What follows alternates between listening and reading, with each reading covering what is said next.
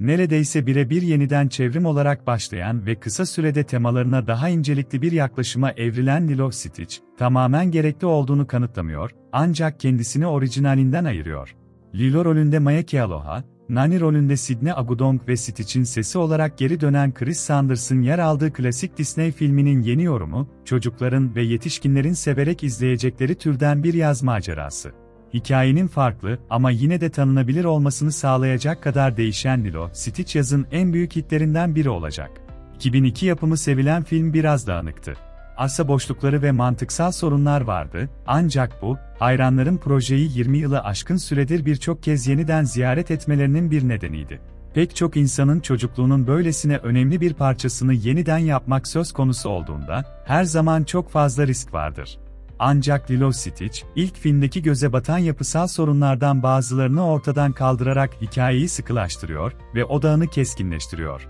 Duygusal değişiklikleri biraz bilinçli ama Lilo Stitch aynı zamanda çok eğleniyor. Lilo Stitch orijinalinin cazibesine güveniyor, ancak bazı değişiklikler yapmaktan da korkmuyor. Canlı aksiyon uyarlamaları ile ilgili sorun büyük ölçüde izleyicilerin en başta neden gerekli olduklarını sorgulamaları etrafında dönüyor.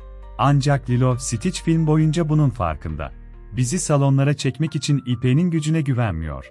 Genel olarak, karakterler, özellikle de Nani daha güçlü ve daha tam olarak gerçekleştirilmiş ve onun ve Lilo'nun dünyası daha net ve daha canlı. Film arkadaşlarla, komşularla ve kızların değer verdiği anılarla ilgili ayrıntılarla dolup taşıyor ve bu da kalp tellerimizi etkili bir şekilde çekiştiriyor. Lilo Stitch'e girerken, 2002 yapımı Lilo Stitch'in mizahın çoğunu animasyona dayandırması nedeniyle, çok fazla CGI kullanılacağından ve bunun dikkat dağıtıcı olacağından endişe ediyordum. Ancak, proje şaşırtıcı derecede gerçekçi ve ortamına bağlı hissettirdi. Çekimlerin Hawaii'de yapılmış olması atmosfere katkıda bulunuyor ve kolayca tekinsiz vadiye düşebilecek bir filmi sabitliyor. Neyse ki bunun tam tersi de geçerli. Lilo Stitch, canlı aksiyon ortamlarına ve hikaye anlatımına büyük yatırım yaparak anlatıda kendimizi görmemizi sağlıyor.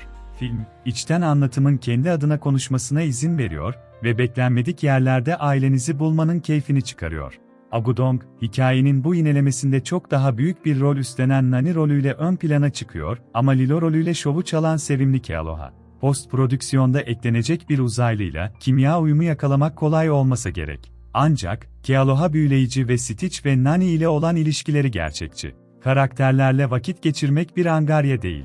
Lilo Stitch, keder ve kız kardeşlerin ayrılma ihtimalini daha doğrudan ele alışını, olay örgüsünün fazla karanlıklaşmasını önleyen bol macera ve mizahla dengeliyor. 2002 yapımı Lilo Stitch'e benzer şekilde, eşmerkezli olay örgüsü, herkesin Stitch'i yakalama girişimlerinde nihayet yollarının kesiştiği hikayenin son anlarına kadar biraz kopuk. Bununla birlikte, hikayenin güçlü yanlarının birçoğunun izi orijinalinde de sürülebilir.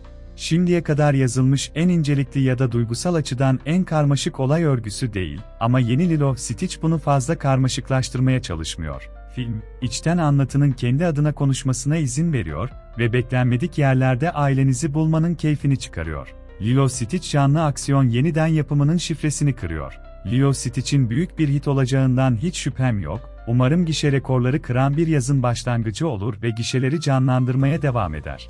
Filmden açıkça anlaşılıyor ki Disney nihayet bu canlı aksiyon yeniden çevrimlerinin animasyon muadilleri kadar sıcak ve davetkar olması gerektiğini anlamaya başlıyor.